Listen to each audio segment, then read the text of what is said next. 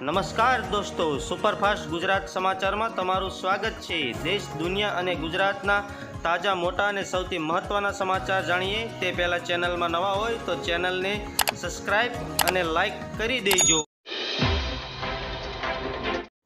નમસ્કાર મિત્રો, ફૂલોના ભાવ વધવાની શક્યતાઓ વધી છે। લગ્ન પ્રસંગો અને રામોત્સવ હોવાથી ફૂલોની માંગ વધી છે। 21 અને 22 જાન્યુઆરીના દિવસે ગલગોટાના કિલોના ભાવ ₹150થી વધુ અને ગુલાબના કિલોનો ભાવ ₹200 સુધી પહોંચ્યા છે। શિયાળાના પગલે ગોટાનો માલ આગળથી ઓછો હોવાથી પણ વેપારીઓનું કહેવું છે। સોમવારે ફૂલોની માંગ વધવાને પગલે કેટલાક વેપારીઓ દ્વારા વધારે ફાયદા માટે ઓછા ભાવે લીધેલા ફૂલોની સ્ટોક કરી મૂક્યા હોવાથી પણ ચર્ચાઓ જોર પકડ્યું છે। ગુલાબનો હાર 100થી 120 અને ગલગોટાના ₹40થી 50 સુધી હોવાનો અંદાજ છે। બીજા મહત્વ સમાચારની આગળ વાત કરી લઈએ તો ભગવાન શ્રીરામને પ્રાણ પ્રતિષ્ઠા મહોત્સવ યોજવાનો છે, જેને લઈને ઠેર ઠેર રામયાત્રા નીકળી રહી છે। ત્યારે દેશ અને વિદેશમાં પણ રામલલ્લાની પ્રાણ પ્રતિષ્ઠાને લઈને ઉત્સાહનો માહોલ જોવા મળી રહ્યો છે।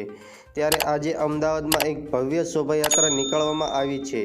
અયોધ્યા રામ મંદિરના આમંત્રણ સ્વરૂપ પધારેલા પૂજિત અધ્યક્ષ કળશ સાથે અમદાવાદમાં શોભાયાત્રા નીકળી હતી। ફટાફટ બીજા મહત્વ સમાચારની આગળ વાત કરી લઈએ તો વડાપ્રધાન નરેન્દ્ર મોદીનું કહેવું હતું કે મિત્રો, તમારો અને મારો સંબંધ ખૂબ જ જૂનો છે। હું જ્યારે પણ તમારી લોકોની વચ્ચે આવું છું ત્યારે કંઈક ને કંઈક આવું આગ્રહ કરું છું। આજે હું ફરી તમારી લોકોની સામે મારા આગ્રહ વ્યક્ત કરવા માગું છું। આ એક તરફથી મારા 9 આગ્રહ છે। ફટાફટ બીજા મહત્વ સમાચારની આગળ વાત કરીએ તો મળતી માહિતી મુજબ મહેસાણાના ખેરાલુમાં ભગવાન રામની શોભાયાત્રા પર પથ્થરમારો કરવામાં આવ્યો હતો। બહેરીનવાસ વિસ્તારમાંથી જ્યારે શોભાયાત્રા કાઢવામાં આવી હતી ત્યારે કેટલાક અસામાજિક તત્વો દ્વારા શોભાયાત્રા પર પથ્થરમારો કરવામાં આવ્યો હતો। આ વિસ્તારમાં વિવિધ ધાબા ઉપરથી આ તત્વો દ્વારા પથ્થરમારો કરવામાં આવ્યો હતો। ઘટનાના પગલે પોલીસ પર ઘટના સ્થળે દોડી આવી હતી અને 10 રાઉન્ડ ટીયર ગેસનો છેલ છોડ્યા હતા, જેના બાદ સમગ્ર સ્થિતિ કાબૂ મેળવવામાં આવ્યો હતો। ફટાફટ બીજા મહત્વ સમાચારની આગળ વાત કરી લઈએ તો કોંગ્રેસ રામ મંદિર પ્રાણ પ્રતિષ્ઠા મહોત્સવનો બહિષ્કાર કર્યો છે, પરંતુ હવે પાર્ટીના સિનિયર નેતાઓને પણ લાગવા માંડ્યું છે કે પાર્ટીનો આ નિર્ણય ખોટો છે। ગુજરાત કોંગ્રેસના દિગ્ગજ નેતા અર્જુન મોઢવાણિયા બાદ હવે કોંગ્રેસના બીજા સિનિયર નેતા આચાર્ય પ્રમોદ કૃષ્ણને પણ આ બહિષ્કાર પાર્ટીનો નિર્ણય અયોગ્ય લાગ્યો છે। કોંગ્રેસના તેના આચાર્ય પ્રમોદ કૃષ્ણએ કહ્યું છે કે મંદિરનું નિર્માણ કોર્ટના નિર્ણયથી કરવામાં આવ્યું છે। ફટાફટ બીજા મહત્વ સમાચારની આગળ વાત કરી લઈએ તો ગુજરાતીઓ રામ મંદિર માટે કરોડોનું દાન આપ્યું છે। સુરતમાંથી સૌથી મોટા હીરાના કારખાના માલિક દિલીપ કુમાર બી લાખાઈએ રામ મંદિરને 101 કિલો સોનું ભેટ આપ્યું છે। તેમણે મોકલેલા આ સોનામાંથી મંદિરના દરવાજા બનાવાયા છે। આ રામ જન્મભૂમિ ટ્રસ્ટ મળેલું સૌથી મોટું દાન છે। દિલીપ કુમાર વી લાખીએ આપેલા આ સોનામાંથી મંદિરના દરવાજા, ગર્ભગૃહ, ત્રિશૂળ, ડમરૂ અને સ્તંભોને ચમકાવવા માટે કરવામાં આવી રહ્યો છે। ગર્ભગૃહને પ્રવેશદ્વારની સાથે મંદિરના ભોંયતળિયે 14 સુવર્ણ દ્વારા લખવામાં આવ્યું છે।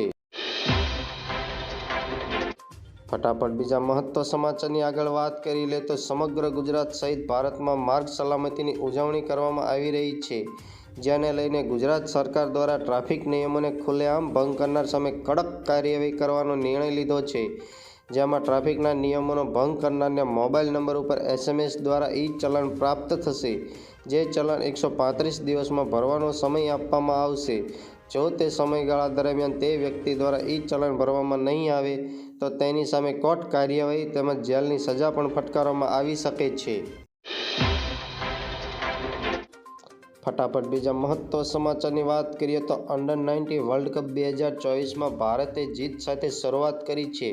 ભારતની મેચ બાંગ્લાદેશ સામે હતી। અંડર-19 ટીમે બાંગ્લાદેશને 84 રનથી હરાવ્યું હતું।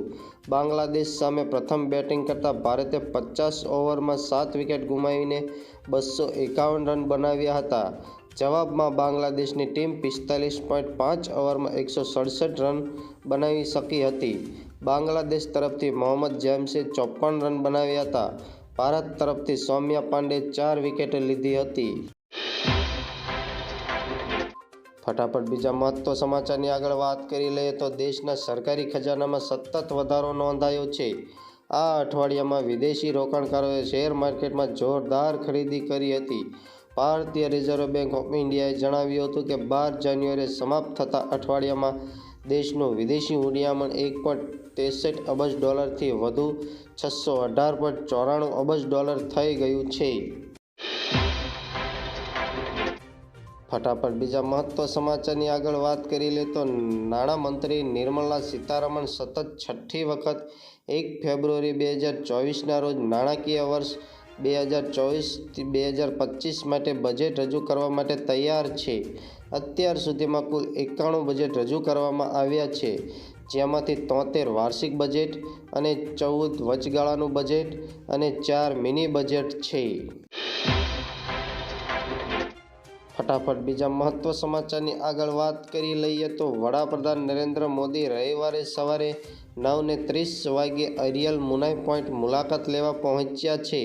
આ તે બિંદુ છે જેમાંથી રામ સેતુનું નિર્માણ થયું હતું। આ યાત્રા અયોધ્યામાં રામ મંદિરના ભવ્ય પ્રાણ પ્રતિષ્ઠા સમારોહ એક દિવસ પહેલાં થઈ રહી છે। અયોધ્યામાં રામલલ્લાની મૂર્તિના અભિષેક સમારોહમાં એક દિવસ પહેલાં વડાપ્રધાન નરેન્દ્ર મોદીએ રવિવારે સવારે તમિલનાડુના ધનુષકોટી નજીક અરિચલ મુનાઈની મુલાકાત લીધી હતી। ફટાફટ બીજા મહત્વ સમાચારની આગળ વાત કરી લઈએ તો અયોધ્યાના રામ મંદિર રામલલ્લાની પ્રાણ પ્રતિષ્ઠાને લઈને તૈયારીઓ ચાલી રહી છે। આ વચ્ચે ભારતીય અવકાશમાં અનુસંધાન સંગઠન ઇસરોએ અવકાશથી ભવ્ય રામ મંદિરની ઝલક બતાવી છે। ઇસરોએ પોતાના સ્વદેશી સેટેલાઇટનો ઉપયોગ કરીને આ તસવીરો લીધી છે। ફટાફટ બીજા મહત્વ સમાચારની આગળ વાત કરી લઈએ તો અમદાવાદ, સુરેન્દ્રનગર અને પોરબંદર 14 ડિગ્રી તથા વડોદરા, ભાવનગર અને દીવમાં 15 ડિગ્રી તાપમાન રહ્યું છે। હવામાન વિભાગની આગાહી પ્રમાણે અમદાવાદ, ભાવનગર, બોટાદ, છોટાઉદેપુર, જામનગર, જૂનાગઢ, રાજકોટ સહિત જિલ્લામાં 14 ડિગ્રી ન્યૂનતમ તાપમાન રહે તેવી સંભાવના છે, તેમજ પાટણ, સાબરકાંઠા સહિત જિલ્લાઓમાં 10 ડિગ્રી ન્યૂનતમ તાપમાન રહે તેવી સંભાવનાઓ છે। ફટાફટ બીજા મહત્વ સમાચારની આગળ વાત કરી લઈએ તો મુખ્યમંત્રી ભૂપેન્દ્ર પટેલે આજે ભાવનગરની મુલાકાતે આવ્યા છે। તેમણે ભાવનગર શહેર અને જિલ્લામાં 575.99 કરોડના વિકાસ કામોનું ખાતમુહૂર્ત કર્યું હતું, જેમાં રિંગ રોડ ફેઝ 3, 4, 5 તેમજ એરપોર્ટ નેશનલ હાઈવે સુધીના 256 કરોડના ખર્ચે બનાવનાર 20 કિમી લાંબો રિંગ રોડનું ખાતમુહૂર્ત કર્યું હતું। આ ઉપરાંત માર્ગ અને મકાન વિભાગના 330 કરોડના વિકાસ કામોનું લોકાર્પણ અને ખાતમુહૂર્ત કરાયું હતું।